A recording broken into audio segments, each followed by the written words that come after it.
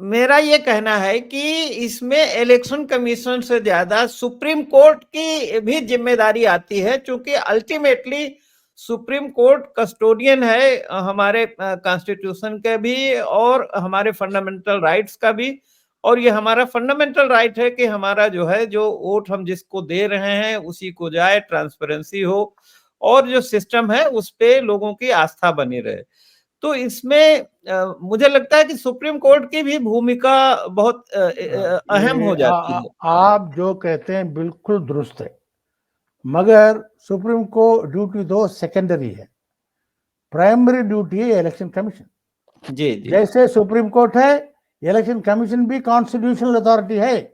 जी जी और election commission का status is same that of the supreme court. Supreme court का जजेस का सेम स्टेटस है, वो सिर्फ नहीं रिट जुडिशरी का नहीं है। तो इसलिए प्राइमरी रिस्पॉन्सिबल इलेक्शन कमीशन है।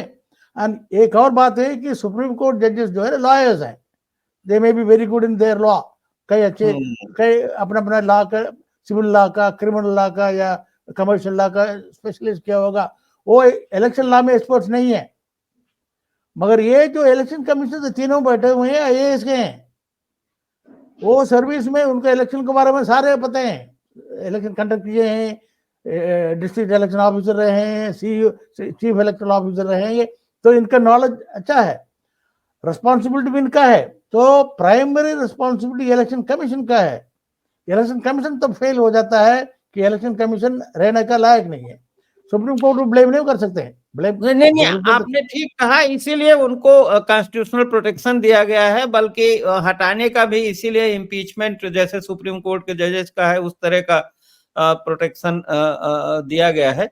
सर, मैं ये जानना चाहता हूँ आपसे कि आप लोगों ने इतने लोगों के एविडेंस कलेक्ट की, आप लोगों ने तमाम छानबीन की, क्या लोगों को आशंका क्या है कि क्या क्या मैनिपुलेशन संभव है? किस तरह का मैनिपुलेशन हो सकता है अभी जो सिस्टम है उसमें?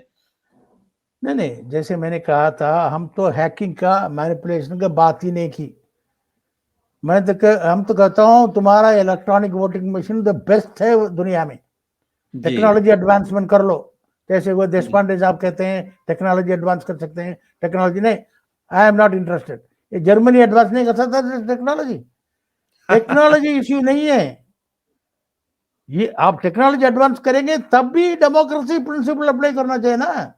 जी जी जी। तो बहुत अच्छा लेटेस्ट टेक्नोलॉजी, जैसे वो आईपैड रोज एडवर्टाइजमेंट आता है, इतना फीचर्स है, इतना फीचर्स है, इतना फीचर्स है। I am not interested. एक चीज क्लियर करना चाहता हूं कि क्या आपके कमीशन, सिजेंट कमीशन को इस बात का कॉन्फिडेंस है कि हैकिंग नहीं हो सकती है, लेकिन राइट है, चूंकि पब्लिक राइट है इसलिए ऐसा किया जाना चाहिए, हैकिंग नहीं हो सकती। Good question. हैकिंग का बात आया था, हैकिंग की बात आया था। The professor of IIT who was the convener of the technical group, उन्होंने सिंपल रिप्लाई मुझे दिया है, मैं एग्जैक्टली रिप्लाई करता हूँ।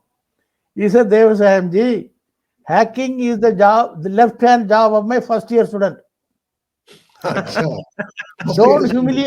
Don't humiliate me by asking this question. We will not discuss hacking. That is the standard of these professors, We will not discuss hacking. We are discussing the democracy principles. Let us analyze that. So, कहते हैं hacking is 100% possible, but we are not talking about hacking at all. Okay. Yes. People's right.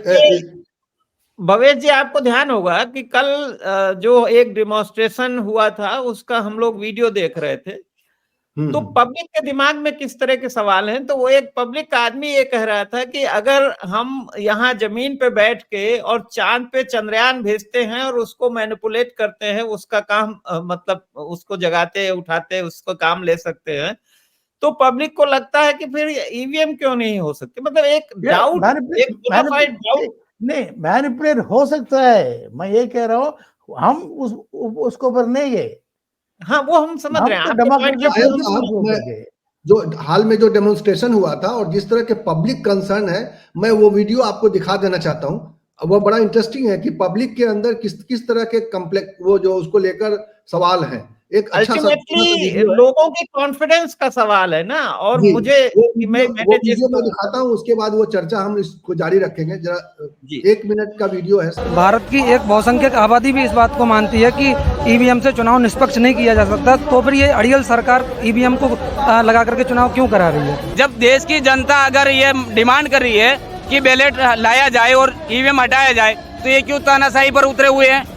अब हम अंतरिक्ष में यहाँ से यान भेज सकते हैं, यहाँ से रिमोट सिस्टम से हम सब कंट्रोल कर सकते हैं, तो क्या अब दूर बैठे ईवीएम मशीन को हैक नहीं किया जा सकता है?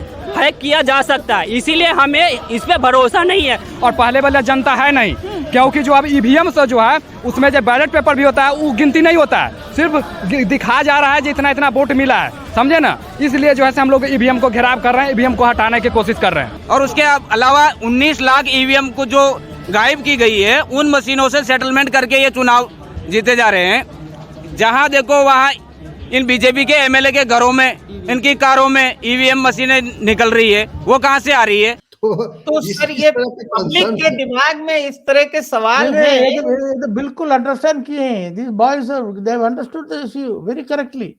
They are only using their language, that's all. बिल्कुल हाँ, समझ में yes. आ गया। उनका बेसिक ये है कि हमें नहीं पता क्या हो रहा है। हैक हो सकता है, मैनिपुलेट हो सकता है, ये हो सकता है, ये हो सकता है। I totally agree. They have understood. Only they are putting it in their own language. एक और इम्पोर्टेंट बात करना चाहता हूँ कि लोगों को भरोसा तो गए। दूसरा बड़ा अजीब से चीज है, वही I am angry with election commission is, ये पेपर बैलेट सिस्टम में सी आर्टिकल 324 आप पढ़िए, इसमें लिखा हुआ है control and supervision of elections is the responsibility of election commission of India. Control, paper ballot में फुल कंट्रोल था, फुल कंट्रोल। इलेक्शन कमीशन का मतलब 3 टायर है। ऊपर इलेक्शन कमीशन दिल्ली में बैठे हैं, स्टेट लेवल में चीफ इलेक्टोरल ऑफिसर बैठे हैं, डिस्ट्रिक्ट लेवल में हर डिस्ट्रिक्ट में district election officer, district collector, and he is also returning officer. उसके बाद असिस्टेंट रिटर्निंग ऑफिसर, ये सारे they are part of the election commission when the election takes place. So paper ballot पे ये क्या हुआ करता था, 2 मेजर चीज है। एक तो बैलेट बॉक्स बनता था, डिजाइन बना करके इंजीनियर्स देते थे, सिंपल डिजाइन। वो कलेक्टर का निगरानी में तहसीलदार बैठा रहता था, एक इंजीनियर बैठा रहता है, उनके सामने बनता है। Direct control over the manufacture of this ballot box, returning officer ji. Similarly candidates की लिस्ट फाइनलाइज होने के बाद पेपर बैलेट प्रिंट होता है, वो भी ये प्रिंटिंग प्रोसेस शॉर्टलिस्ट करते हैं, वहाँ पे सिक्योरिटी का पूरा बंदोबस्त करते हैं, और वो तहसीलदार खुद जाके बैठे रहता है अंदर, प्रिंटिंग प्रेस के अंदर बैठे रहता है, असिस्टेंट रिटर्निंग ऑफिसर, और उसके सामने प्रिंटिंग चलता है। मतलब मेरे बाकी सब एक्टिविटी जो है directly control of election commission. Under the EVM system election commissioner zero control, कोई कंट्रोल नहीं है। थर्ड पार्टी जो सप्लाई कर रही मशीनें, ईवीएम कौन बनाता है? 2 पब्लिक सेक्टर अंडरटेकिंग बनाते हैं, वो अंडर द मिनिस्ट्री में है। और बोर्ड ऑफ डायरेक्टर्स, आपने रिसेंटली शर्मा साहब का चिट्ठी देखा होगा, तो बोर्ड ऑफ डायरेक्टर में सारे बीजेपी वाले बैठे हुए हैं। So design, code, everything is controlled by the engineers, and उन्हीं के आदमी जाके वो करवाते हैं। yesterday somebody was telling me, आजकल काउंटिंग में जो है ना, पहले returning officer used to control everything. अगर कोई प्रॉब्लम आ गया था, now returning officer, engineer is coming, some engineer is coming and doing everything. So the control of the electoral process has shifted from election commission to these 2 public sector undertakings, controlled by politicians, managed by engineers, without any kind of this system whatsoever. इसमें problem इसलिए है कि, and also we are not sure, because election commission RTI जवाब नहीं देती, we are not sure कि ये public sector manufacture कर रहा है। पब्लिक सेक्टर में भी assembling, I don't know who is manufacturing, some private party में भी मैन्युफैक्चरिंग, कॉन्ट्रैक्टर्स में भी मैन्युफैक्चरिंग। सो मेरे कहने का मतलब है election commission has no control as per article 323. So EVM का जो है अनकॉन्स्टिट्यूशनल है. ईवीएम का इलेक्शन जो है अनकॉन्स्टिट्यूशनल इलेक्शन है.